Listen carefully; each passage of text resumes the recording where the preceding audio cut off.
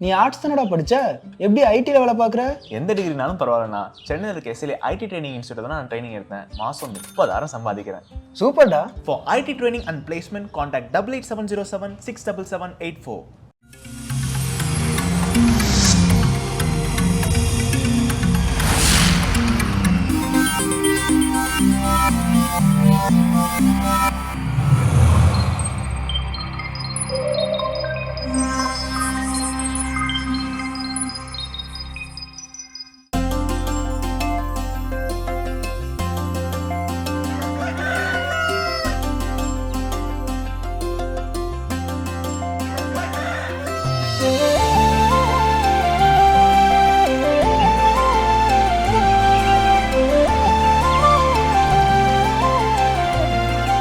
மாதா தொலைக்காட்சியின் அன்பு உள்ளங்கள் அனைவருக்கும் கடவுள் வணக்கம் நிகழ்ச்சியின் அன்பான வணக்கங்கள். வணக்கம் வேளாங்கண்ணி, எப்படி இருக்கிறீங்க? வணக்கம் ஜோஸ், நான் நல்லா இருக்கேன். நீங்க எப்படி இருக்கிறீங்க? எல்லா நாள் போலவே இன்றைய நாளும் மகிழ்ச்சி, சிறப்பு, உற்சாகமா இருக்கிறேன். அதோட உங்களுக்கு கதையை கேட்டோம்னா இன்னும் கூடுதல் கொஞ்சம் உற்சாகம் வரும் அப்படின்னு நம்புறேன். ஓகே, இன்னைக்கு என்ன கதை அப்படின்னு சொல்லி பாத்தீங்கன்னா, ஒரு பிசினஸ் மேன் பயங்கரமா பிசினஸ் ரன் பண்ணிட்டு இருக்காரு. திடீர்னு அவருக்கு எதிர்பாராத விதமா ஒரு பெரிய லாஸ் வந்து நடந்துருச்சு. அதனால ரொம்ப ஸ்ட்ரெஸ்ஸுக்கு போயிடுறாரு. சரி, இந்த ஸ்ட்ரெஸ்ல இருந்து எப்படி வெளியே வர்றது அப்படின்னு சொல்லிட்டு யோசிச்சுட்டு, சரி நம்ம எங்கேயாவது டிராவல் பண்ணி போகலாம் அப்படின்னு சொல்லிட்டு ஒரு போட்ல டிராவல் பண்ணி போறாரு. அந்த கரையை போய் இறங்கின உடனே அவங்க ஒரு துறவி வந்து உட்காந்துருக்கதை பாக்குறாரு. சரி, அவர்கிட்ட போய் நம்ம சொல்லலாம் அப்படின்னு சொல்லிட்டு, அட்லீஸ்ட் சொல்லும் போதாவது ஒரு ஸ்ட்ரெஸ் ரிலீஃப் ஆகும் அப்படின்னு சொல்லிட்டு போய் உட்காந்து பேசுறாரு அவர்கிட்ட. நான் அந்த மாதிரி ஒரு பிசினஸ் மேனு, இவ்வளவு பெரிய பிசினஸ் ரன் பண்ணிட்டு இருக்கேன், சடனா இதை நான் எதிர்பார்க்கவே இல்லை, இப்படி ஒரு லாஸை வந்து எதிர்கொள்வேன்ட்டு, ஆனா இப்படி ஆயிடுச்சு, இதனால நான் ரொம்ப ஸ்ட்ரெஸ்டா இருக்கேன், இதுல இருந்து எப்படி வெளியே வர்றது, என்ன திங்க் பண்ற, எப்படி இதுக்கு சொல்யூஷன் கொண்டு வரதுன்னு எனக்கு தெரியாம நான் முழிச்சிட்டு இருக்கேன் அப்படின்னு சொல்லிட்டு இருக்கும்போது, நீ வந்த போட் இப்பதான்ப்பா கிளம்புது, அங்க இருந்து போய் எனக்கு கொஞ்சம் தண்ணி எடுத்துட்டு வா அப்படின்னு அந்த ஞானி சொல்லி அனுப்புறாரு. உடனே அவர் தண்ணி எடுத்துட்டு வர்றதுக்கு ஒரு பாத்திரத்துக்கு போய் தண்ணி எடுத்துட்டு வர்றாரு. அது கிளம்புன நேரம் இல்லையா, அதனால ஒரு டர்ட்டியா இருக்கு அந்த தண்ணி.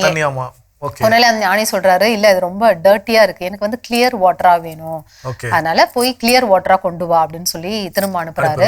ஒரு 10 நிமிஷம் வெயிட் பண்றாரு. திரும்ப தண்ணி எடுத்துட்டு வந்து கொடுக்குறாரு. இல்ல இன்னமும் லைட்டா கலங்கள்ல தான் இருக்கு, எனக்கு கிளியர் வாட்டர் வேணும், அதனால போயிட்டு கிளியர் வாட்டரா கொண்டு வா அப்படின்னு சொல்லி அனுப்புறாங்க. ஒரு அரை மணி நேரம் வெயிட் பண்றாரு.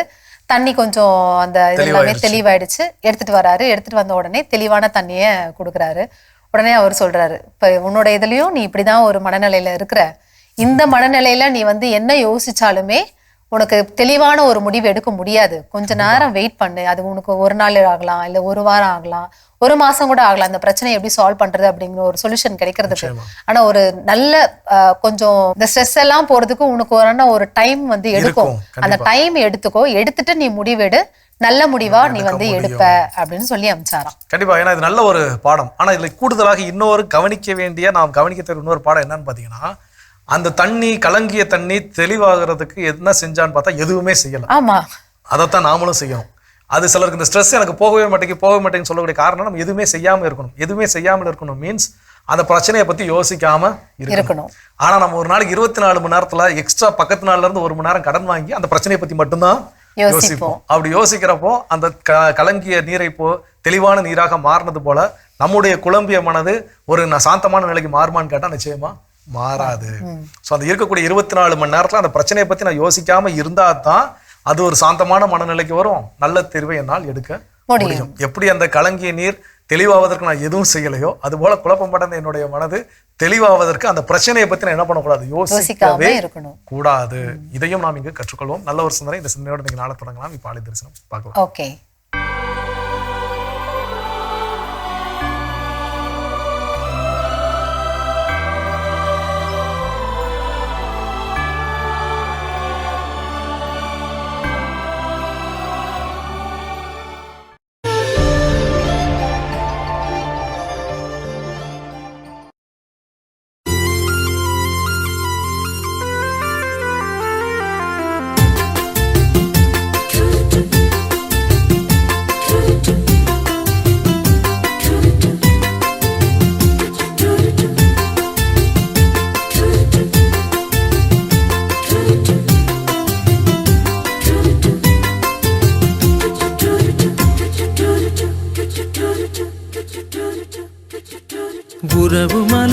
புனித இடம் ஆலயம், உள்ளம் ஒன்று சேரும் இடம் ஆலயம், உறவு மலரும் புனித இடம் ஆலயம், உள்ளம் ஒன்று சேரும் இடம் ஆலயம், உணர்வு பெருகிட உயர்வு அடைந்திட உண்மை வழி செல்லும் வாழ்வும் ஆலயம்.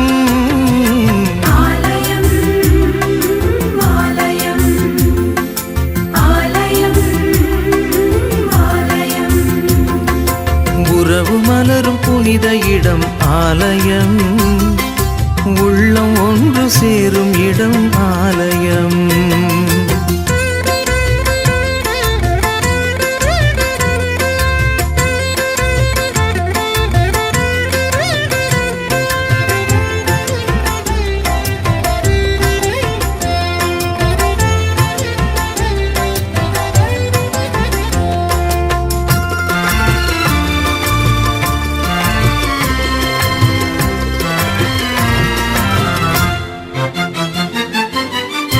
இயற்கை காத்திடும் மாந்தர் வாழிடம்,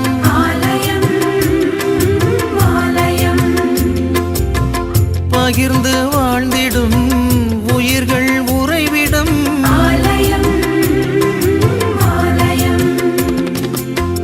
மனிதத்தை உயிரென மதித்திடும் உள்ளங்கள், மானுடர் வாழ்வுக்காய் தனை தரும் நெஞ்சங்கள், நம்பிக்கை செய்தி சொல்லும் நண்பர்கள், உண்மைக்காய் உயிரை இழக்கும் ஜீவன்கள், எல்லோரும் இறைவன் உறையும் ஆலயம், எல்லோரும் இறைவன் உறையும் ஆலயம், உறவு மலரும் புனித இடம் ஆலயம், உள்ளம் ஒன்று சேரும் இடம் ஆலயம்.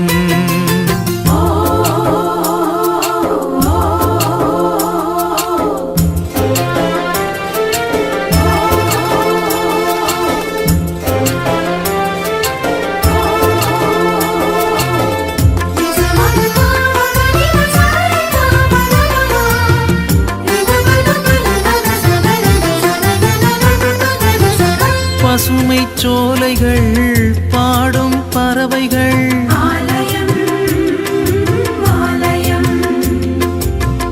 காற்றும் வானமும் கடலும் மலைகளும்,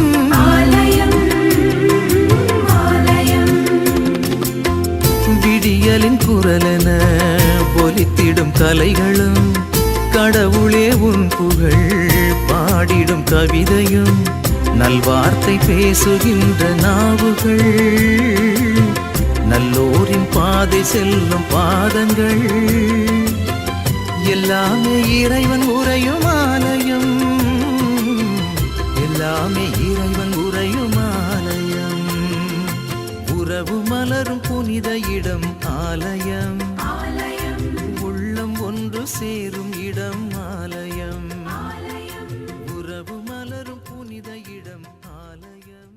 சிறப்பான ஆலய தரிசனம் பகுதியை பார்த்துட்டு வந்துட்டோம். சூப்பரான ஒரு குட்டி ஸ்டோரியோட இந்த நாளை நம்ம ஸ்டார்ட் பண்ணிருக்கோம் ஜோஸ். இன்னைக்கு நாளை நம்ம எதை குறித்து சிந்திக்க போறோம்? ஸோ இன்னைக்கு நாள் ஒரு சிறப்பான ஒரு நாள். என்ன அப்படின்னா வேர்ல்டு புக் காப்பிரைட் டே அப்படின்னு சொல்லி ஒரு நாள் இன்னைக்கு சிறப்பாக கொண்டாடுறாங்க. இந்த காப்பிரைட்ஸ் அப்படிங்கிறது காப்புரிமை. ஒரு ஒருத்தவங்க புத்தகம் எழுதுறாங்க, அந்த புத்தகம் அந்த எழுத்துரிமை யாருக்கு சொந்தம், அதை பப்ளிஷ் பண்ற பப்ளிஷ் உரிமை யாருக்கு சொந்தம், வெளியிடக்கூடிய உரிமை. இப்போ நம்ம புத்தகங்கள் வாங்கணும் அப்படின்னா மோஸ்ட்லி அதெல்லாம் பார்த்துருப்போம். இந்த புத்தகத்துடைய ஆத்தர் யாரு, ஆசிரியர் யாரு, அப்புறம் அந்த பதிப்புரை, அந்த பதிப்பகத்தினுடைய உரிமம் என்ன, இதெல்லாம் தான் அந்த காப்பிரைட்ஸ்ல என்ன பண்ணுவோம் அடங்கும். ஸோ இதை பற்றிய ஒரு விழிப்புணர்வை ஏற்படுத்தக்கூடிய ஒரு நல்ல புரிதலை கொண்டு வரக்கூடிய ஒரு சிறப்பான நாள் தான் இன்னைக்கு நாள். இன்னைக்கு நாளில் நம்ம ஏற்கனவே கடந்த காலங்களில் சிந்திச்சிருக்கிறோம் புத்தக வாசிப்பினால் ஏற்படக்கூடிய நன்மைகள் என்ன அப்படின்னு சொல்லி. இன்னைக்கு புத்தகத்தினால் ஏற்படக்கூடிய நன்மைகள் அது எப்படி புரிஞ்சுக்கிறது அப்படின்னு பார்த்தீங்கன்னா, ஒரு முறை ஒரு மிகப்பெரிய ஒரு ஆளுமை தொலைக்காட்சியில் அவருடைய பேட்டி பார்க்க வாய்ப்பு கிடைச்சது. அப்போ அவர் நிறைய புக்கு வாங்கிட்டே இருப்பாராம். அப்போ புக்கு வாங்கிட்டே இருக்கிறப்போ கூட உள்ள நண்பர், நீங்கள் இவ்வளோ புக்கு படிப்பீங்களா நீங்கள் அப்படின்னா, இல்லை வாங்குவேன் படிப்பேனான்லாம் தெரியாதுன்றது. அப்புறம் ஏன் இவ்வளோ புக்கு எங்கே போனாலும் புக்ஸ்னு இப்படி பைத்தியம் பிடிச்சி வாங்குறேன் அப்படின்னு சொல்லி, எங்கள் அப்பா வாங்கின புக்ஸை தான் நான் என்ன பண்ணுறேன் படிச்சுட்டு இருக்கிறேன். அது எனக்கு நிறைய ஒரு ஞானத்தை என்ன பண்ணிருக்கு கொடுத்துருக்குது. ஆனா நான் வாங்குற புக்கு என்ன எல்லாத்தையும் முடிச்சிட்டான்னு கேட்டா ஒரு சில புத்தகங்கள் நான் படிச்சு முடிச்சிருக்கேன், ஒரு சில புத்தகங்கள் இன்னும் வாங்கின மாதிரி எப்படி புதுசா இருந்துச்சோ அதே மாதிரி தான் இருக்குது. ஆனா எனக்கு ஒரு நம்பிக்கை, என்னுடைய பிள்ளைகள் அந்த புத்தகத்தை என்ன பண்ணும், கண்டிப்பாக வாசிப்பாங்கிற ஒரு நம்பிக்கை எனக்குள்ள இருக்குது. புத்தகம் அப்படிப்பட்ட ஒன்றுதான். நீங்க வந்து வாங்கி எனக்கு புத்தகம் படிக்கணும் அப்படின்னு முடிவு பண்ணியிருக்கிறேன், ஆனா எனக்கு படிக்கவே முடியல, நேரமே இல்லைன்னு சொல்றவங்கலாம் ஒரு புக்கை வாங்கி பைக்குள்ள போட்டோ இல்ல உங்க கண் பார்வையில் தென்படக்கூடிய இடத்துல நீங்க வச்சுட்டு தெரிஞ்சிங்கனாலே எனக்கே ஒரு நாள் அம்மையா அறியாம அந்த புக்கை என்ன பண்ணுவோம், கையில் எடுத்து நம்ம உட்காந்துரும். இது வந்து உண்மை. அந்த மாதிரி தான் நம்ம லைஃப்ல வந்து புத்தகத்தை நம்ம வச்சிருந்தா கிடைக்கக்கூடிய நன்மைகள் எப்படியோ ஒரு நாள் நம்ம என்ன பண்ணுவோம், எடுத்து புரட்டி கண்டிப்பா படிக்க ஆரம்பிச்சிருவோம். ஸோ அப்படிப்பட்ட படிக்க ஆரம்பிச்ச பிறகு லைஃப்ல நடக்கக்கூடிய மாற்றங்கள்ல முதல் மாற்றம் என்ன அப்படின்னு பார்த்தீங்கன்னா, நம்மால் ஆழ்ந்து சிந்திக்க முடியும். எந்த ஒரு விஷயத்தையுமே நம்ம பெரும்பாலான நேரங்களில் மேலோட்டமான ஒரு கண்ணோட்டத்தோடு ஏதோ ஒரு முடிவு எடுக்கிறோம், ஏதோ ஒரு சில விஷயங்கள் அதனுடைய ஆழமான தன்மை என்ன, இந்த முடிவு எடுக்கிறப்ப இதுல இன்னும் எவ்வளோ டெப்த் இருக்குது. நமக்கு சொல்லுவாங்க வெளியூர்லாம் போனீங்க அப்படின்னா டக்குனு குளம் கொட்டில ஆத்துலாம் என்ன பண்ணிடக்கூடாது, இறங்கிடக்கூடாது, ஏன்னா அங்கே எவ்வளோ ஆழம் இருக்குன்னு யாருக்கும் தெரியாது. ஒருவேளை அப்படி தெரியாம நம்ம உள்ள இறங்கி மாட்டிக்கிட்டோம்னா சிக்கல் யாருக்குன்னா நமக்கு தான். ஸோ அப்போ அது போல இந்த புத்தகங்களை வாசிக்க தொடங்க லைஃப்ல எந்த ஒரு பிரச்சனை எடுத்தாலும் அதை டீப்பா ஆழமாக, அது வரைக்கும் நம்ம வந்து ஒருவேளை வீட்டில் ஒரு பிரச்சனை இருக்கும், அப்பா அம்மா சைடில் நம்ம அம்மா சைடு இருந்திருப்போம் இல்லை அப்பா சைடு இருந்திருப்போம்.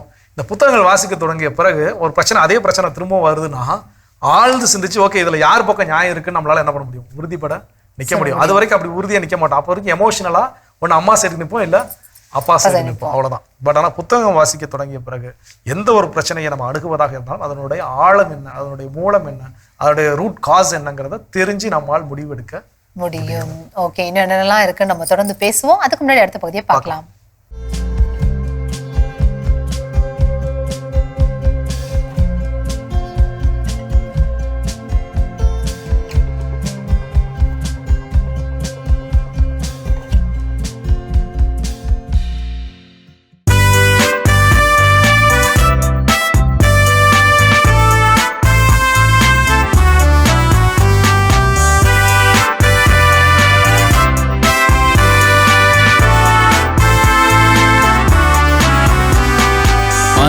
உலகோரே கடவுளை போற்றி ஆர்ப்பரியுங்கள், அனைத்துலகோரே கடவுளை போற்றி ஆர்ப்பரியுங்கள்.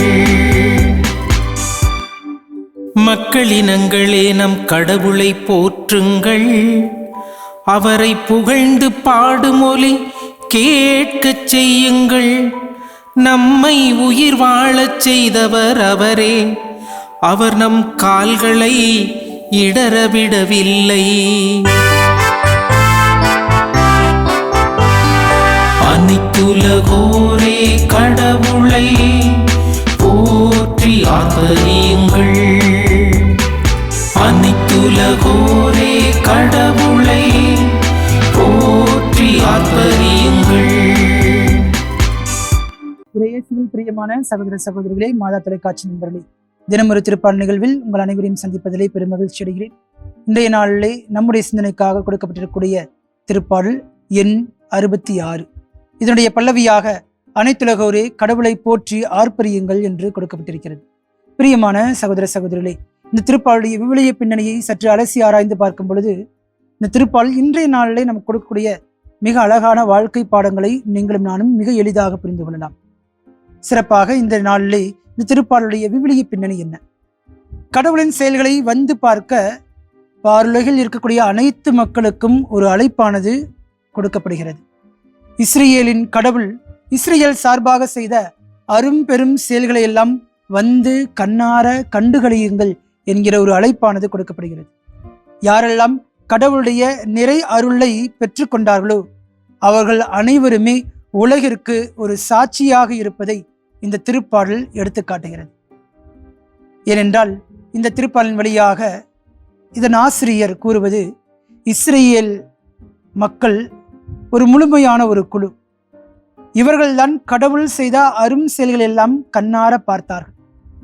மாட்சிமை பொருந்திய அரும் பெரும் காரியங்களை எல்லாம் தங்களுடைய வாழ்க்கையிலே அனுபவித்தார்கள். வறண்ட ஓடைகளை அவர்கள் பார்த்தார்கள். கடலையே வற்றி போகும் அளவுக்கு கடவுளுடைய வல்லமை சிறந்ததாக அவர்கள் பார்த்தார்கள். எனவேதான் இந்த திருப்பாடல் வழியாக அதன் ஆசிரியர் இஸ்ரேல் மக்களை ஒரு முழுமையான குழுவாக சித்தரிக்கிறார். கடவுள் எப்படியெல்லாம் தான் தேர்ந்தெடுத்த மக்களாகிய இஸ்ரேல் இனத்தாரை தான் வாக்களித்த நாட்டிற்கு அழைத்துச் சென்றார் என்கிற உண்மையை எடுத்துக் கூறுவதாக இந்த திருப்பாடல் அமைந்திருக்கிறது. எனவேதான் இந்த திருப்பாடலுடைய ஆசிரியர் இஸ்ரேல் மக்கள் வழியாக அனைத்து உலக மக்களையும் கடவுளுடைய அரும் செயல்களை பார்த்து அவரை போற்றவும் புகழவும் ஆர்ப்பரிக்கவும் அழைப்பு கொடுக்கின்றார். கடவுளுடைய மாபெரும் ஆற்றலை எல்லாருமே பார்க்கும் விதத்திலே இஸ்ரேல் மக்கள் அவர்களுக்கு சாட்சிகளாக இருப்பார்கள் என்பதை இந்த திருப்பாடல் எடுத்து காட்டுகிறது. யோர்தான் நதியை கடந்து தான் வாக்களித்த நாட்டிற்கு எங்களை அழைத்து வந்தவர் எங்களுடைய ஆண்டவர் என்பதை இந்த திருப்பாடல் வழியாக ஆணித்தரமாக இதன் ஆசிரியர் எடுத்துக் கூறுகிறார். ஏனென்றால் இஸ்ரேல் மக்களை பொறுத்தவரைக்கும், இந்த திருப்பாடலுடைய ஆசிரியரை பொறுத்தவரைக்கும் யாவே இறைவன் தான் அவர்களுடைய ஆளும் அரசராக இருக்கிறார். அவருக்கே அனைத்துலகமும் பணிந்து நடக்க வேண்டும். எதிரிகளும் கூட அஞ்சி கூனி குறுகி அவர் முன்பாக நின்று கொண்டிருப்பார்கள் என்பதனை இந்த திருப்பாடலுடைய ஆசிரியர் மிகவும் கம்பீரமாக எடுத்து காட்டுகிறார். அனைத்துலகமும் கடவுளை போற்றி பாடும், அவரது பெயரை புகழ்ந்து பாடும் என்பதனை இந்த திருப்பாடலுடைய ஆசிரியர் மிகவும் தெள்ளத் தெளிவாக எடுத்து காட்டுகிறார். பிரியமான சகோதர சகோதரிகளே, இந்த திருப்பாடலுடைய பின்னணியை சிந்தித்து பார்த்த நாம் அதை மனதில் நிறுத்திக் கொள்வோம். இந்த திருப்பாடல் வழியாக நாம் சிந்திக்க வேண்டியது முதலாவதாக கடவுளுடைய மாட்சி. அனைத்து உலகத்திற்கும் நீங்களும் நானும் கடவுளுடைய மாட்சிக்கு சான்று பகர்வுகளாக இருக்க வேண்டும். ஏனென்றால் நம்முடைய வாழ்க்கையிலே கடவுள் நமக்கு செய்த எல்லா விதமான அளப்பரிய காரியங்கள் எல்லாம் அனைத்து மக்களும் அறியும்படிக்காக எடுத்துரைக்க வேண்டும். பிரியமான சகோதர சகோதரிகளே, கடவுளுடைய வார்த்தையை அறிவிப்பதை இன்றைய நாளிலே தாய் திரு அவை விரும்புவதில்லை. மாறாக யாரெல்லாம் கடவுளுடைய வார்த்தையை கேட்டு அதன்படி வாழ்ந்து அதன் பிறகு அதை அறிவிக்கிறார்களோ, அதாவது சாட்சிய வாழ்க்கையை வாழ்கிறார்களோ, அவர்கள்தான் தாய் திரு அவைக்கு தேவைப்படுபவர்கள். இன்றைய நாளிலே பல இடங்களிலே கடவுளுடைய வார்த்தை அறிவிக்கப்படுகிறது. அதில் எந்த விதமான மாற்று கருத்தும் இல்லை. ஆனால் சாட்சிய வாழ்வு மிகப்பெரிய கேள்விக்குறியாக இருக்கிறது. இந்த திருப்பாடல் வழியாக அதைத்தான் நீங்களும் நானும் சிந்தித்து பார்க்க வேண்டும். ஆலயங்களுக்கு செல்கிறோம், விவிலியத்தை கரங்களில் ஏந்துகிறோம், ஆலயங்களிலும் வீடுகளிலும் கடவுளுடைய வார்த்தையை வாசிக்கிறோம்.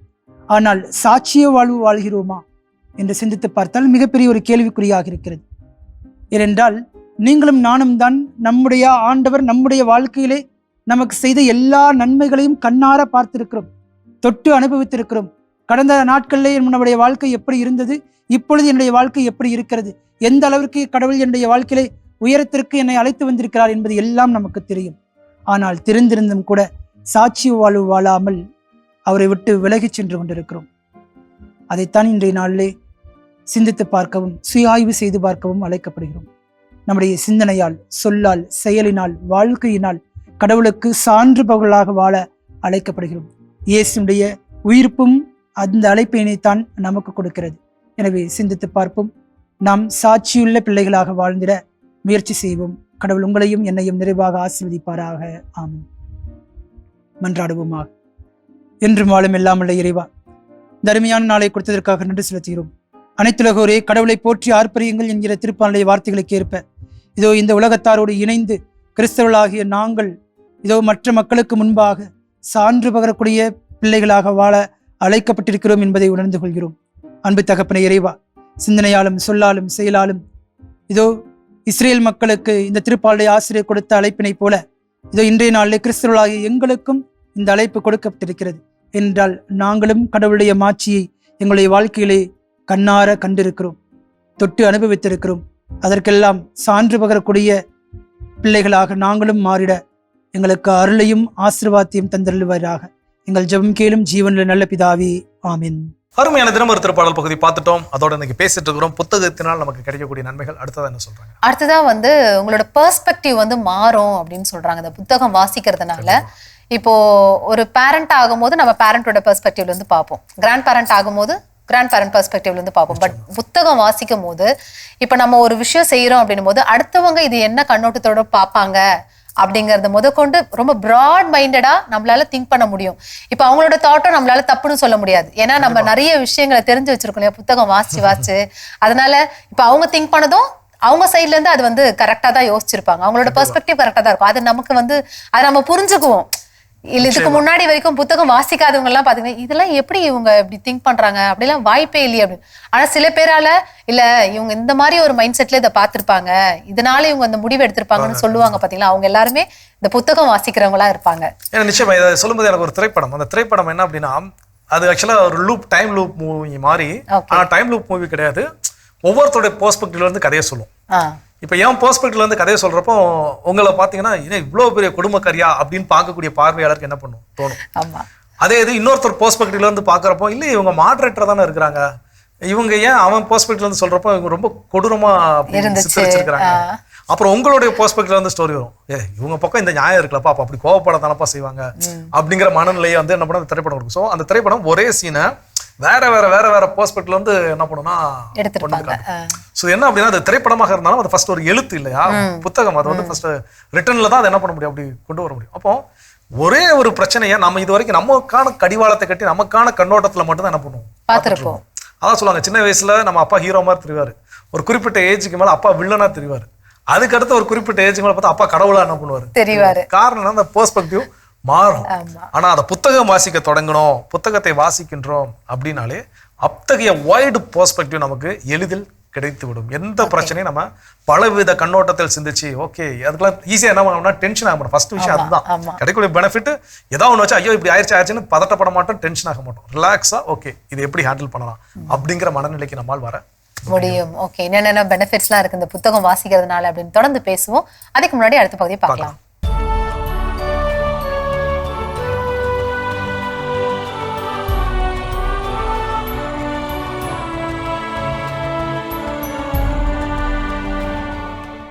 ஏப்ரல் 23 புனித அடால்பர்ட்.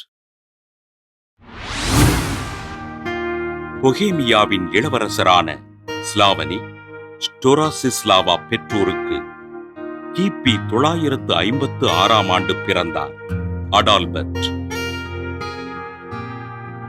சிறுவயது முதலே அறிவு கூர்மையோடு விளங்கிய இவர் மேக்டர்பர்க் மறைமாவட்ட ஆயர் அடால்பர்ட்டிடம் கல்வி பயின்று ஆன்மீக வாழ்வில் வளர்ந்தார். தன் வாழ்வினை இறைபணிக்கு அர்ப்பணிக்க விரும்பிய அடால்பர்ட் தன் பெற்றோரின் அனுமதியோடு குருத்துவ பயிற்சி பெற்று குருவானார். மக்களிடம் நெருங்கிய உறவு கொண்டு ஆண்டவரின் பணிகளைச் செய்த அருட்தந்தை அடால்பர்ட் கிபி 982ஆம் ஆண்டு பிப்ரவரி 10ஆம் நாள் பிராக் மறைமாவட்ட ஆயராக திருநிலைப்படுத்தப்பட்டார். நற்செய்தி அறிவித்ததற்காக பொஹேமிய அரசன் 2ஆம் பொலாஸ்லாசினால் துன்புறுத்தப்பட்ட ஆயர் அடால்பர்ட் தன் ஆயர் பதவியினை துறந்து ரோமை சென்று புனித அலெக்சிஸ் ஆசீர்வாதப்பர் துறவு மடத்தின் துறவியானார். மக்களுக்கு ஆண்டவரின் நற்செய்தியினை அறிவிப்பதில் ஆர்வம் கொண்ட அடால்பர்ட் திருத்தந்தையின் அனுமதி பெற்று பொமெரேனியா, போலந்து, ஹங்கேரி போன்ற நாடுகளில் ஆண்டவரின் பணிகளை மேற்கொண்டார். திருத்தந்தை கேட்டுக்கொண்டதற்கு ஏற்ப புரூசியா நாட்டிற்கு சென்று மக்களுக்கு இறைபணிகளைச் செய்த அடால்பர்ட் கிபி 997ஆம் ஆண்டு ஏப்ரல் 23ஆம் நாள் கிறிஸ்துவ மறையின் எதிர்ப்பாளர்களால் கொலை செய்யப்பட்டார். ஆயராக பணிகளைச் செய்து நற்செய்தி அறிவிப்பதற்காக துறவியான அடால்பர்ட்டினை திருத்தந்தை சில்வஸ்டர் கிபி 999ஆம் ஆண்டு புனிதராக உயர்த்தி போலந்து, பொஹிமியா, ஹங்கேரி நாடுகளுக்கு பாதுகாவலராக அறிவித்தார். புனித அடால்பர்ட் திருவிழாவினை கொண்டாடுகின்ற நாம் அயல் நாடுகளில் நற்செய்தி பணி செய்கின்ற குருக்களுக்காகவும் அவர்களது இறைபணிக்காகவும் ஜெபிப்போம். சிறப்பான இன்றைய புனிதர் பகுதியை பார்த்துட்டு வந்துட்டோம். இன்னைக்கு இம்பாக்ட்ஸ் ஆஃப் ரீடிங் புக்ஸ் அப்படின்னு சொல்லி பேசிட்டு இருக்கிறோம் ஜோஸ். இந்த புத்தகம் வாசிக்கிறதுனால நமக்கு என்னென்ன நன்மைகள்லாம் நடக்குது, என்னென்ன தாக்கங்கள்லாம் ஏற்படும் அப்படின்னு சொல்லி பேசிட்டு இருக்கோம். அடுத்ததான் என்ன நடக்கும்? ஸோ அடுத்ததாக கிடைக்கக்கூடிய விஷயம் என்ன அப்படின்னா, நமக்கு நிறைய வார்த்தைகள் நம்ம என்ன பண்ண முடியும், தெரிந்து கொள்ள முடியும். சில நேரங்கள் இந்த புத்தகம் வாசனை கிடைக்கக்கூடிய நல்ல விஷயம் என்ன அப்படின்னு பார்த்தீங்கன்னா, அந்த புத்தகத்தில் எங்கேயாவது ஒரு இடத்துல இந்த பஞ்ச் டைலாக் மாதிரி ஏதாவது ஒரு சில விஷயங்கள் எழுதியிருப்பாங்க. நம்ம மைண்டில் அது பயங்கரமா ஸ்டோர் ஆயிரும். எங்க சான்ஸ் கிடைக்குதோ அங்க அந்த வார்த்தை என்ன பண்ணுவோம், போட்டு நம்மளால மாஸ் காட்ட முடியும். சமயம் சொன்னாப்பா, இன்னொருக்க சொல்ல முடியுமா, உடனே வார்த்தை எங்க இருந்து எடுத்த அப்படிங்கிறவெல்லாம் யோசிப்போம். ஸோ இந்த மாதிரியான நிறைய விஷயங்கள் இது நிறைய புத்தகங்களை படிக்க அதுவும் இதுல என்ன அப்படின்னா, இன்னும் மொழி சார்ந்த ஒரு செறிவு நமக்கு என்ன பண்ணும்னா ஏற்படும். சில நேரங்கள் நமக்கு எண்ணங்கள் அப்படி பாத்தீங்கன்னா கற்பனை அடிச்சு புரண்டு ஓடும். வார்த்தையில எக்ஸ்பிரஸ் பண்ணலான்னு பார்த்தா வார்த்தையே நிக்காது. கரெக்டான வார்த்தை, அந்த பொருத்தமான வார்த்தை நமக்கு கிடைக்காது. நம்ம இல்ல எனக்கு இதை சொல்ல வரணும், இங்க நிக்கிது, இங்க வர மாட்டேங்க அப்படி இப்படிலாம் என்ன பண்ணுவோம், தடுமாற்றம் தெரியுமா? அந்த தடுமாற்றத்தை எது சரி செய்யணும் பாத்தீங்கன்னா புத்தக வாசிப்பு சரி செய்யும். எனக்கான வார்த்தைகளை கொடுத்துக்கிட்டே இருக்கும். இந்த வார்த்தை ஓகே, இந்த இடத்துல இன்னும் இதை என்ன பண்ணலாம், இந்த வார்த்தையை சொல்லலாம், இந்த வார்த்தையை சொன்னோம் அப்படின்னா இன்னும் இது சிறப்பானதா என்ன பண்ணும் இருக்கும். நிறைய அழகழகான வார்த்தைகள், பொருத்தமான வார்த்தைகள் எல்லாம் கிடைக்கும். ஸோ அப்போ இதெல்லாம் எப்போ கிடைக்குன்னா, நான் புத்தகத்தை வாசிக்க தான். எனக்கு ஆங்கிலத்தில் பேசணும்னு ஆசை. எனக்கு ஆங்கிலமே பேசுற கடினமா இருக்குங்கிறவங்களுக்கு காரணம் என்ன, வெரி ரீசன், எனக்கு ஆங்கிலத்தில் நிறைய வார்த்தைகள் தெரியாது. அதுதான் பிரச்சனையே, பேசிக் அதுதான். அப்போ எனக்கு ஆங்கில வார்த்தைகள் நிறைய வாசிக்க இல்லை ஆங்கில நாளிதழ்கள் ஏதோ செய்தித்தாள்கள் ஏதோ ஒன்று நான் ரெகுலரா அதை நான் ரீட் பண்ண எனக்கான வார்த்தைகள் என்ன பண்ணும், கிடைச்சிட்டே இருக்கும். அப்போ அந்த வார்த்தைகள் கிடைச்சுன்னா அதுக்கப்புறம் இங்க பேசுறதும் ஈஸியாயிடும். ஸோ அப்படி என்னுடைய மொழி வலிமை அடையும். எதனால்? புத்தக வாசிப்பினால். ஓகே, என்னென்ன இம்பாக்ட்ஸ்லாம் கிரியேட் ஆகும் அப்படின்னு சொல்லி பேசுவோம். அதுக்கு முன்னாடி அடுத்த பகுதியை பார்த்துட்டு வரலாம். ஓகே.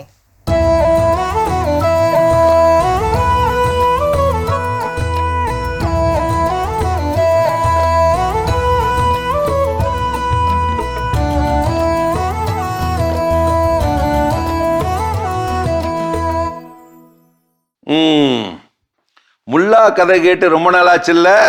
இதோ ஒரு முல்லா கதை. அறிவொழுக்கத்தை கடைபிடிக்கும் தத்துவ ஞானி ஒருவர் முல்லா வசிக்கும் ஊரை கடந்து சென்றார். அப்போது அவருக்கு பசி எடுக்க முல்லாவிடம் போய் ஒரு நல்ல உணவு விடுதியை காட்டுமாறு வேண்டினார். வழி சொன்ன முல்லாவையும் பேச்சு துணைக்கு வர சொல்லி அழைத்து கொண்டு போனார் அவர். முல்லாவும் நெகிழ்ந்து போய் அந்த தத்துவ படிப்பாளியை நல்லதொரு உணவு விடுதிக்கு அழைத்து கொண்டு போய் ஏவலிட்டார். இங்கே இன்றைய உணவு சிறப்பு என்ன? மீன், புத்தம் புதிய ஃப்ரெஷ் மீன். சரி, 2 துண்டுகள் நல்லதாக பார்த்து கொண்டு வா, சீக்கிரம் வா. வந்திருப்பது யார் தெரியுமா? மிகவும் பெரியவர், போய் கொண்டு வா. சிறிது நேரத்தில் ஒரு பெரிய தட்டில் 2 மீன் துண்டுகள் கொண்டு வந்து வைத்தார் அவர். அதிலே ஒன்று கொஞ்சம் பெரிய மீன், இன்னொன்று கொஞ்சம் சிறிய மீன். அவ்வளவுதான். தட்டை கண்டவுடன் பெரிய மீனை எடுத்து தன் தட்டில் போட்டு கொண்டார் முல்லா, எந்த விதமான தயக்கமும் இல்லாமல். முல்லாவின் இந்த நாகரீகமற்ற அநாகரீகமான செயலை கண்டு முகம் சுளித்து விட்டார், மனம் சுளித்து விட்டார், உளம் சுளித்து விட்டார் அந்த படிப்பாளி தத்துவ ஞானி. என்ன முல்லா இது? கேட்டே விட்டார். என்ன முல்லா இது? என்ன காரியத்தை நீங்கள் செய்கிறீர்கள்? நீங்கள் இப்படி நடந்து கொள்ளலாமா? எது தர்மம், எது நீதி, எது நியாயம்? உமது செயல் எதற்கும் ஒத்து வராது. அவரது தத்துவார்த்த நன்னெறி பேருரையை அமைதியாக கேட்டு பொறுமையாய் உள்வாங்கி கொண்ட முல்லா கேட்டார், உண்மைதான், தவறுதான். எனது செயல் தர்மமற்ற, நீதியற்ற, நியாயமற்ற செயல்தான், எனக்கே புரிகிறது. ஆனால் நீங்களாக இருந்தால் இந்த நேரத்தில் என்ன செய்திருப்பீர்கள்? அதை சொல்லுங்கள். அந்த மெத்த படித்த படிப்பாளி தத்துவவாதி சொன்னார், இருவர் உணவுக்கு அமர்ந்திருக்கும் போது பெரியதுண்டும் சிறியதுண்டுமாக 2 மீன்கள் முன்னால் வைக்கப்பட்டால், நானாக இருந்தால் அதில் ஒன்றை எடுக்க நேரிட்டால் பெரிய துண்டை அடுத்தவருக்கு விட்டு வைத்துவிட்டு சிறிய துண்டை தான் எனது தட்டில் போட்டுக்கொள்வேன். அதுதானே உணவு தர்மம். உடனே முல்லா செயலில் இறங்கிவிட்டார்.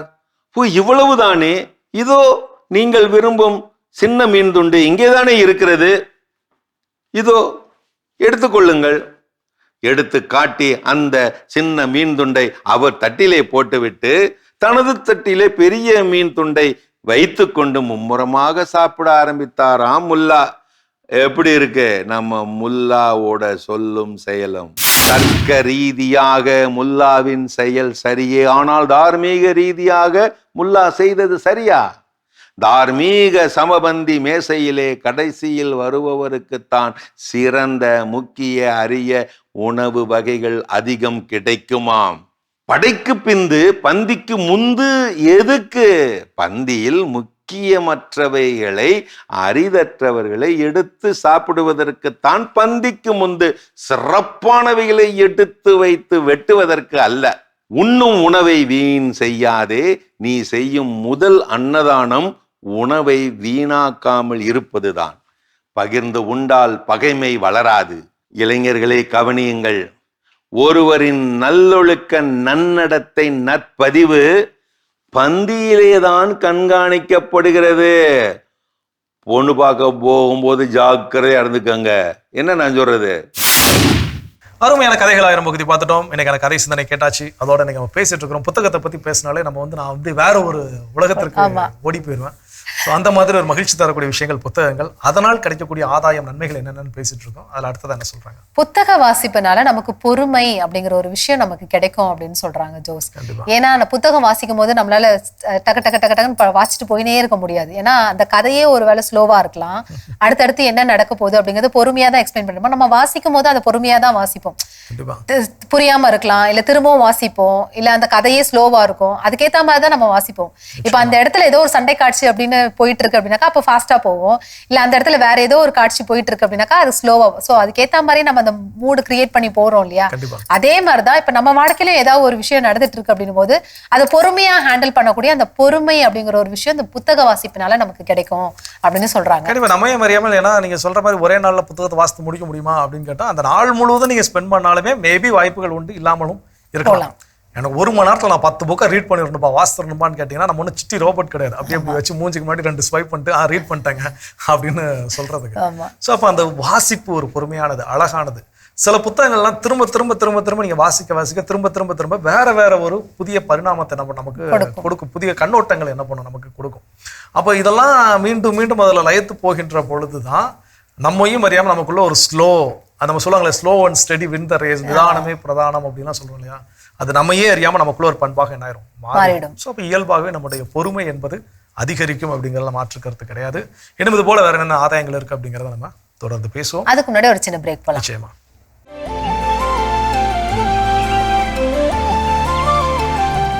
நிகழ்ச்சிக்குள் உங்களை மீண்டும் அன்புடன் வரவேற்கின்றோம். நீங்கள் பார்த்து கொண்டிருப்பது மாதா தொலைக்காட்சியின் கடவுள் வணக்கம். ஸோ சிறப்பான நாளில் பேசிட்டு இருக்கிறோம் வேளாங்கண்ணி புத்தக வாசிப்பினால் கிடைக்கக்கூடிய நன்மைகள். அடுத்ததான் என்ன சொல்றாங்க? அடுத்ததான் டெசிஷன் மேக்கிங் ரொம்ப எஃபெக்டிவா, ரொம்ப இம்ப்ரூவ்மெண்டா நம்ம கொண்டு போகலாம் அப்படின்னு சொல்றாங்க. நம்ம வாழ்க்கையில ஏதோ ஒரு விஷயத்துக்கு முடிவெடுக்க போறோம் அப்படின்னா புத்தகம் வாசிக்கிறவங்களை பாத்தீங்கன்னா ரொம்ப எஃபெக்டிவா இருக்கும் அவங்களோட முடிவுகள்லாம் அப்படின்னு சொல்றாங்க. ஏன்னா நிறைய விஷயங்கள் அவங்க படிக்கிறாங்க, நிறைய புத்தகத்தை வாசிக்கிறாங்க, நிறைய ரியல் டைம் பர்சன்ஸோடைய புத்தகங்கள்லாம் வந்திருக்கு. அவங்க அந்த சூழ்நிலையில இருக்கும்போது எந்த மாதிரியான முடிவுகள் எடுத்திருக்காங்க, அந்த முடிவுகள் எடுக்கும்போது என்ன ஃபிளாஸ் இருக்கு, என்ன ப்ரோஸ் இருக்கு, எல்லாத்தையுமே அது அந்த புக்ல கொடுத்துருக்கிறதுனால சரி இந்த நேரத்துல இந்த முடிவு எடுத்து பார்க்கலாம், அவங்க இந்த இடத்துல இந்த முடிவு எடுத்திருக்காங்களே அப்படின்னு சொல்லிட்டு நம்மளால அந்த நேரத்துல எஃபெக்டிவான ஒரு டெசிஷன்ஸ் எடுக்க முடியும். விஷயம் ஏன்னா என்னால குயிக்காவும் எடுக்க முடியும், சரியான முடிவு எடுக்க முடியும், தெளிவான முடிவையும் எடுக்க முடியும். ஏன்னா நிறைய தான் படிச்சிருக்கிறேன், நிறைய ஒரு நாலேஜ், நல்ல அறிவை நான் என்ன பண்ணியிருக்கிறேன், பெற்றிருக்கிறேன். அப்போ இதை அலசி ஆராய்ந்து இந்த முடிவு எடுத்தா இந்த பிரச்சனை வரும், இந்த முடிவு எடுத்தா இந்த நல்ல ஆதாயங்கள் இருக்குது, ஓகே ஆதாயம் எவ்வளவு இருக்குது, பிரச்சனை எவ்வளவு இருக்குது. அப்போ ஆதாயத்தை கணக்கிட்டு அதிகமா இருக்குது, பிரச்சனை கம்மியா தான் இருக்குதுன்னா அது நல்ல முடிவு. பிரச்சனை நிறைய இருக்குது, ஆதாயம் கம்மியா தான் இருக்குதுனால அந்த முடிவு தப்பான முடிவு. அப்போ ஈஸியா நல்லா பிரித்து பார்த்து டெசிஷன் எடுக்க முடியும். எதனால்? புத்தகத்தை நான் வாசிக்கின்ற பொழுது. சிறப்பு. இன்னும் இது போல வேற என்ன ஆதாயங்கள் இருக்குங்கிறத நம்ம தொடர்ந்து பேசுவோம். அதுக்கு முன்னாடி அடுத்த பகுதியை பார்க்கலாம்.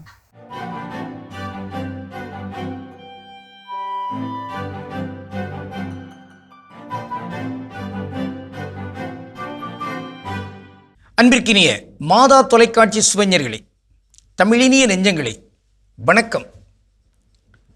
திரிகடகத்தில் இணைந்திருக்கும் உங்கள் ஒவ்வொருவருக்கும் நன்றியின் வாழ்த்துகள். இன்று மீண்டும் 24ஆம் செய்யுளை பார்க்கின்றோம். இன்று 3ஆம் செய்தினில் நாம் நுழைகிறோம். காண்தகு மென்தோள் கணிகை வாய் என் சொல்லும் தூண்டிலின் உள் பொதிந்த தேரையும் மாண்ட சீர்காழ்த்த பகைவர் வணக்கமும் இம்மூன்றும் ஆட்சி படுக்கும் அளறு. திரிகடுகம் 24. இன்று மாண்ட சீர்காழ்த்த பகைவர் வணக்கமும், வலிமை மிகுந்த பகைவர்கள் இருக்கிறார்களே அவர்கள் நமக்கு காட்டுகின்ற அந்த வணக்கம், வணங்குகிற தன்மை, அதுவும் நரகம் போன்றது தான். தூண்டிலுக்குள் இருக்கிற அல்லது தூண்டில் மேல் இருக்கிற அந்த தவளை, அந்த மண்புழு, அது மீனுக்கு நரகம் போன்றது. அதை போன்றே இந்த விலை மகள், அவளுடைய அந்த இனிமையான சொல், அது நரகம் போன்றது. ஆனால் மேல் தோற்றத்தில் எல்லாம் ஏதோ நன்றாக இருப்பது போன்று தோன்றும். அதை போன்றுதான் இங்கு பகைவர்களாக, வலிமை மிகுந்த பகைவர்களாக, நம்மை விட வலிமை குறைந்தவர்கள் பகையாக இருக்கிறார்கள் என்றால் அவர்களிடம் நாம் சென்று அந்த பகையை நீக்க முயல வேண்டும். நம்மை விட வலிமையானவர்கள், பெரும்பணம் படைத்தவர்கள், ஆதிக்கவாதிகள், அரசியல் தன்மை உடையவர்கள், அவர்களெல்லாம் இருக்கிறார்கள் என்றால் அவர்கள் இங்கு நம் அருகில் வந்து அப்படியே வணக்கம் என்று தலைவணங்கி வில் போன்று வளைத்து அங்கு அந்த வணக்கத்தை, அந்த பணிவை வெளிப்படுத்துகிறார்கள் என்றால் எச்சரிக்கை. நேராக நிற்கின்ற அந்த வில் அம்பை எய்வதற்கு முன்னால் அது வளையும். அதான் அதனுடைய பொருள். வள்ளுவர் அந்த குறளினை இப்படி அழகாக உருவப்படுத்தி சொல்லுகிறார். சொல் வணக்கம் ஒன்னார்கண் கொள்ளற்க, வில் வணக்கம் தீங்கு குறித்தமையான். அந்த வில் வணக்கம், வில் வந்து வணங்குகிறது, அது தீமை தரும். அதை போன்றுதான் இந்த ஒன்னார் என்றால் பகைவர்கள், அதுவும் வலிமை படைத்த பகைவர்கள். அவர்கள் இப்பொழுது பணிந்து வணக்கம் தெரிவித்து வருகிறார்கள் என்றால் நம்பிவிடாதே, எச்சரிக்கை என்கிற அந்த ஒரு செய்தியை திரிகடுகம் நமக்கு தருகிறது. அந்த காலத்தில் ஒரு பாடல் வந்தது, மிக அருமையான ஒன்று. வணக்கம் வணக்கம் வணக்கம் வணக்கம் பலமுறை சொன்னேன் தமிழ் மகள் கண்ணே, அப்படி போகும் அந்த பாட்டு. ஆக அந்த வணக்கம் நல்ல வணக்கம், தமிழ் வணக்கம், பண்பான வணக்கம். இந்த வணக்கத்தை உடையவர்களாக இந்த உலகத்தில் மாந்தர்கள் பெருக வேண்டும். உள்ளுக்குள்ளே கயமைத்தனமும் தன்னலமும் மதவெறியும் ஜாதி வெறியும் இவற்றையெல்லாம் உள்ளடக்கி கொண்டு எவரை விழுங்கலாம், தின்னலாம், எப்படியெல்லாம் தன்னலத்தோடு உயர்ந்திருக்கலாம், அப்படிப்பட்ட கயவர்கள் வணங்குகிற அந்த வணக்கத்தை இங்கு ஆய்ந்து பார்க்க வேண்டும். மாந்தர்கள், அது அந்த தேர்தல் காலத்தில் அந்த அரசியல்கள் ஒவ்வொரு வந்து வணங்குகிற அந்த வணக்கத்தை பாருங்க, பா கொடுமை. ஆனால் எப்படி நிற்பார்கள் அவர்கள்? இதான் நிலை. இன்று நாம் பார்க்கவிருக்கின்ற ஒரு தனித்தமிழ் சொல், அது வணங்குதல். வணங்குதல் என்றால் என்ன? அப்படியே வணங்குதல் ஆக வளைதல் என்கிற அந்த ஒரு சொல்லும் இருக்கிறது, வழிபடுதல் என்கிற ஒரு செய்தியும் இருக்கிறது. இங்கே ஒரு செய்தியாக மாந்தர்களுக்கு நாம் வணக்கம் செலுத்துகின்ற பொழுது இப்படி நாம் செலுத்துகிறோம். ஆனால் கடவுளுக்கு, இறைவனுக்கு செலுத்துகின்ற பொழுது தலையில் கை வைத்து நாம் வணங்குகிறோம். இதை ஒரு திட்டமாக நாம் வைத்துக் கொள்ளலாம். ஆனால் எந்த வகையிலும், அதான் நற்கருணையை கையில் எடுக்கவா நாவில் எடுக்கவா, நீங்கள் இதிலே எடுத்துக்கிடுங்க, ஆனால் நெஞ்சில் தூய்மையான உள்ளத்தோடு எடுக்கணும். அதுதான் செய்தி. கடவுளை வணங்குகிற முறையை, வழிபாட்டை எப்படி வைத்துடுங்க, ஆனால் உள்ளத்தில் நேர்மை இருக்க வேண்டும். வெளிவேடத்தன்மை கூடாது, கயமைத்தன்மை கூடாது. அவருடைய சாயலுக்கு ஒத்த செயல்பாடுகளை உள்ளடக்கியதாக, அதற்கு தூண்டுதலாக அமைவதாக இந்த வணங்குதல்களெல்லாம் அமைய வேண்டும். வெறும் வெற்று வேட்டுகளாக அல்லது பொய்யான தன்மைகளாக இங்கு அமைந்துவிடக்கூடாது. கடவுள் நம்மை குறித்து, நம் வணங்குதலை குறித்து மகிழ வேண்டும். அந்த மகிழ்ச்சி தான் வலிமை. அவர் மகிழவில்லை என்றால் குடும்பத்திற்கோ, நமக்கோ, தனிப்பட்ட ஆட்களுக்கோ, அமைப்புகளுக்கோ வலிமை இல்லை. இதை உணர்ந்தவர்களாக கடவுளுக்கு திருவிழமானால் மீண்டும் நாளை திரிகடுகத்தில் இணைந்து மகிழ்வோம். நன்றி, வணக்கம். சிறப்பான திரிகடுகம் பகுதியை பார்த்துட்டு வந்துட்டோம். இன்னைக்கு வந்து இம்பாக்ட்ஸ் ஆஃப் ரீடிங் புக்ஸ், புத்தகம் வாசிக்கிறதுனால என்னென்ன விஷயங்கள், என்னென்ன தாக்கங்கள் வந்து நமக்கு ஏற்படும் அப்படின்னு சொல்லி பேசிட்டு இருக்கோம். அடுத்ததா என்ன ஏற்படும் ஜோஸ்? ஸோ அடுத்ததா என்ன அப்படின்னா, புத்தக வாசிப்புனா மிகப்பெரிய ஒரு நல்ல ஒரு விஷயம் என்னன்னா, இமேஜினேஷன்ஸ், கற்பனை திறன் அப்படிங்கிறது வந்து கட்டுக்கடங்காமல் இருக்கும். ஆமா, இன்னைக்கு என் குழந்தை எப்போ பார்த்தாலும் மொபைல் ஃபோன் உட்காந்துருக்குங்கிற அந்த மொபைல் ஃபோனை பிடிக்கிற கொஞ்சம் புத்தகத்தை அப்படி கொடுத்து பழக்கணும் அப்படின்னா குழந்தைகளுடைய கற்பனை திறன் வேற லெவல்ல மேலோங்கி இருக்கும். இயல்பாகவே குழந்தைகளுடைய கற்பனை திறன் அப்படிங்கிறது மேலோங்கி இருக்கும். அப்போ இன்னைக்கு நிறைய குழந்தைகள் விரும்பக்கூடிய வண்ணம் புத்தகங்கள் நிறையா இருக்குது. அவங்களுக்குனே வடிவமைக்கப்பட்ட சில கதை புத்தகங்களாக இருக்கலாம், இல்லை ஏதாவது எனக்கு சயின்ஸ் ஸ்டோரிஸாக இருக்கலாம். இன்னைக்கு நமக்கு வந்து விவிலியமே பார்த்தீங்கன்னா சின்ன ஒரு கார்ட்டூன் ஸ்டைலில் புக்ஸ் எல்லாம் இருந்துக்கு சின்ன வயசுல இப்பவும் இருக்குது. ஸோ இதெல்லாம் கொடுக்குறப்போ அந்த கார்ட்டூனை பார்த்து அந்த கதைகளை படிக்கிறப்போ சில கற்பனை திறன், குறிப்பாக அந்த எழுத்துக்களை வாசிக்கின்ற பொழுது நமக்குள் ஏற்படக்கூடிய ஒரு கற்பனை திறன். எனக்கு இதை சொல்லும்போது என்ன அப்படின்னா, அந்த பொன்னியின் செல்வன் ஒரு திரைப்படம் பார்ட் 1 பார்ட் 2 வந்துச்சு. திரைப்படத்துடைய கதை கருவை குறித்து நிறைய முரண்கள் நமக்குள்ள இருந்தாலும் நான் வாசிக்கின்ற பொழுது ஒவ்வொருத்தரும் அந்த பொன்னியின் செல்வன் அந்த புதினத்தை வாசிக்கின்ற பொழுது ஒவ்வொருத்தரும் ஒவ்வொரு கற்பனையில என்ன பண்ணிருப்பாங்க. அதோடைய ஸ்டார்டிங்கே நீங்க பாத்தீங்கன்னா ஒரு ஏரியை வர்ணிச்சிருப்பாங்க. அந்த ஏரிக்கு இத்தனை மதகுகள் இருந்துச்சு, இவ்வளோ பிரம்மாண்டமான ஏரியா, பார்க்கறதுக்கே கடல் போல என்ன பண்ணும் காட்சி இருக்கு. இதை வாசிக்கிறப்ப ஒவ்வொருத்தருக்கும் ஒவ்வொரு மைண்ட் செட் போகும். இப்போ ஒவ்வொருத்தர் பார்த்த ஏரியா நீங்க பார்த்ததை வச்சு நீங்க ஒரு இமேஜினேஷன்ஸ் கொடுத்துருப்பீங்க, நான் பார்த்த ஏரியா வச்சு நான் ஒரு இமேஜினேஷன்ஸ்க்கு என்ன பண்ணிருப்பேன் வந்திருப்பேன். இவ்வளோ கதவுகள் மதகுகள்லாம் பார்த்து எவ்வளோ பெருசா இருக்கும், எத்தனை ஓப்பன்ஸ் இருக்கும், எவ்வளோ பெருசா இருக்கும். அதுல இப்படி போட்ல வந்து இவர் வராருன்னா அப்போ அந்த போட்டு எவ்வளோ பெருசா இருக்கும், அதுல எவ்வளோ பேர் வர்றதுன்னா இப்போ ஒரு போட்னா நம்ம சாதாரண ஒரு போட்னா 4-5 பேர் போகலாம், அதுல ஒரு 50-20 வராங்கன்னா அது எவ்வளவு பெரிய படம் இருக்கும். இப்போ இதெல்லாம் நம்ம வந்து ஒரு கற்பனையில யோசித்து வச்சிருப்போம். அப்போ இந்த படத்தை பாக்குறப்போ அப்போ நான் யோசித்த கற்பனை ஒண்ணு இருக்கும், இந்த படத்தோட டைரக்டர் யோசிச்சு அவருடைய கற்பனை திறன் அப்படின்னு ஒண்ணு இருக்கும். அப்போ அது இன்னொருத்தரோட கற்பனையில் என்ன பண்ண போறோமா பார்க்க போறோம். ஒரு அழகான திரைப்பட பாடல் உண்டு, கண்ணில் காட்சிகள் தோன்றிவிட்டால் கற்பனை தீர்ந்து விடும், கண்ணில் தோன்றா காட்சி இருக்கும் வரை கற்பனை வளர்ந்து அப்படின்னு ஒண்ணு. ஸோ அப்போ நமக்கு அதை பார்க்காத வரைக்கும் வெறும் புத்தகத்துல வார்த்தைகளாக வாசிக்கின்ற பொழுது நம்மளா ஒவ்வொன்றா என்ன பண்ணிக்கலாம், உருவப்படுத்தும், இது இப்படிதான் இருக்கும் அப்படிதான் இருக்கும். அப்போ நம்ம இமேஜினேஷன்ஸ் டிஃபால்ட்டாக என்ன ஆகும் அப்படின்னு பார்த்தீங்கன்னா ஒரு நல்ல பிரம்மாண்டமான வளர்ச்சி என்ன பண்ணும் இருக்கும். அப்போ அது இந்த குழந்தைகளுக்கு சின்ன வயசுல கற்றுக்கிட்டோம்னு வச்சுக்கோங்களேன், அவங்க வந்து ஒரு குறிப்பிட்ட ஏஜ்லாம் வர்றப்போ பார்த்தீங்கன்னா வேற லெவலில் அவங்களுடைய கற்பனை திறன் என்பது செயல்படும். அது புத்தக வாசித்தனால் நமக்கு கிடைக்கக்கூடிய மிகப்பெரிய நன்மை. இன்னும் என்னென்ன நன்மைகள்லாம் இருக்கு அப்படின்னு சொல்லி நம்ம தொடர்ந்து பேசுவோம். அதுக்கு முன்னாடி அடுத்த பகுதியை பார்க்கலாம்.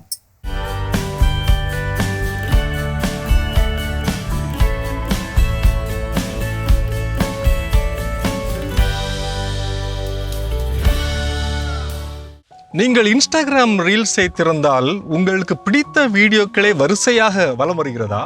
பரவாயில்லையே, எனக்கு பிடித்ததை இது காட்டுகிறது என்று நீங்கள் நினைக்கிறீர்களா? உண்மையில் நீங்கள் ஒரு டிஜிட்டல் சிறைக்குள் அடைப்பட்டிருக்கிறீர்கள் என்பதுதான் உண்மை. இந்த அல்காரிதம் வலையிலிருந்து தப்பிப்பது எப்படி? நாம் பார்க்கும் செய்திகள், நம் திரையில் தோன்றும் காணொளிகள், நம் கருத்துக்களை வடிவமைக்கும் பதிவுகள், இவை அனைத்தையும் தேர்வு செய்வது யார்? நாம் எதை வாங்குவது, எதை பார்ப்பது, யாருக்கு வாக்கு செலுத்துவது, எதை நாம் விவாத பொருளாக எடுத்துக்கொள்வது, எதை சிந்திப்பது என்று நமக்காக முடிவெடுப்பது எது? அதற்கான பதிலை வலை உலகத்தில் அருள்வாக்கின் ஒளியில் தேடுவோமா? இயேசு சோதிக்கப்படுதல். மத்தேயு 4:1-11 வரை உள்ள இறை வார்த்தைகளில் இயேசு தன் தவத்தை முடித்துக்கொண்டு பசியாய் இருந்தார் என்று வாசிக்கிறோம். அச்சூழலை பயன்படுத்தி கொண்டு சாத்தான் இயேசுவை சோதிக்கின்றது. நீர் இறைமகன் என்றால் இந்த கற்கள் அப்பமாகும்படி கட்டளையிடும் என்கிறது. மேலும் நீர் இறைமகன் என்றால் கீழே குதியும், நீர் நெடுஞ்சான் கிடையாக விழுந்து என்னை வணங்கினால் இவை அனைத்தையும் உமக்கு தருவேன் என்று இயேசுவை சோதிக்கிறது. இயேசு இச்சோதனைகளுக்கு உட்படாமல் அகன்று போ சாத்தானே என்கிறார். இணைய உலகில் சோதிக்கும் சாத்தானை அல்காரிதம் என்கிறோம். இந்த சோசியல் மீடியா அல்காரிதம் கூட அதை தான் செய்கிறது. நம்மை நன்றாக அறிந்து நமக்கு பிடித்ததை வைத்து நம்மை அதன் பொறிக்குள் தள்ள முயற்சிக்கிறது.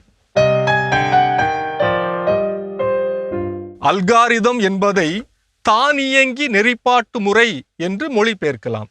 ரயில் பயணத்தின் போது நமக்கு தேவையானதை யாரோ ஒருவர் நம் இருக்கையிலேயே கொண்டு வந்து தருகின்றார். அவர் தருவதை நாம் உண்ண வேண்டியுள்ளது. அந்த உணவுப் பொருளின் சுவை, தரம் பற்றி கேள்வி கேட்க முடிவதில்லை. இந்த பொறிமுறை, அதாவது மெக்கானிசம் தான் இன்று சமூக ஊடகங்களையும் இயக்குகிறது. டிஜிட்டல் மனிதன் ஒவ்வொருவரையும் இந்த அல்காரிதம் தான் ஆளுகிறது. உடைத்து சொல்ல வேண்டுமென்றால், நம்மை யாரோ அல்லது ஏதோ ஒன்று உளவு பார்த்து நமக்கு உதவி செய்கிறோம் என்ற போர்வையில் நம் மூளையை சலவை செய்கிறது எனலாம். நாம் எதை வாங்குவது, எதை பார்ப்பது, யாருக்கு வாக்கு செலுத்துவது, எதை நாம் விவாத பொருளாக எடுத்துக்கொள்வது, எதை சிந்திப்பது, இப்படி எல்லாமே அல்காரிதத்தின் மாயாஜாலம் என்னும் ஒரு குழிக்குள் மாட்டிக்கொண்டதின் விளைவு என்கின்றார்கள். ஒரே கருத்து அல்லது செய்தி மீண்டும் மீண்டும் நமக்கு பரிந்துரைக்கப்படுவதால் நாம் அதனையே உண்மை என ஏற்றுக்கொண்டாக வேண்டிய நிர்பந்தத்திற்குள் தள்ளப்படுகிறோம். ஒரு குறிப்பிட்ட சிந்தனை, ஒரு குறிப்பிட்ட பார்வை, ஒரு குறிப்பிட்ட விருப்ப நிலை, ஒரு குறிப்பிட்ட உலகத்தின் ஒற்றை குடிமகனாக நம்மை மாற்றி விடுவதும் இந்த அல்காரிதம் தான். இந்த அல்காரித சூட்சமத்தை தங்களுக்கு ஆதாயமாக பயன்படுத்தி உலக வர்த்தக வித்தகர்கள் லாபம் பார்க்கின்றனர். பெரும் அரசியல் கட்சிகள் ஆட்சி கட்டிலில் அமர்கின்றனர். கருத்தியல்வாதிகள் சமூக கட்டமைப்பை உடைத்து மறுசுழற்சிக்கு அல்லது வெகுஜன மக்களின் சிந்தனையை மாற்றி அமைக்க துடிக்கின்றன. சோஷியல் இன்ஜினியரிங் என்று இதை சொல்கின்றார்கள். அல்காரிதம் உங்கள் ஆர்வத்தை வைத்து உங்களை கணிக்கிறது.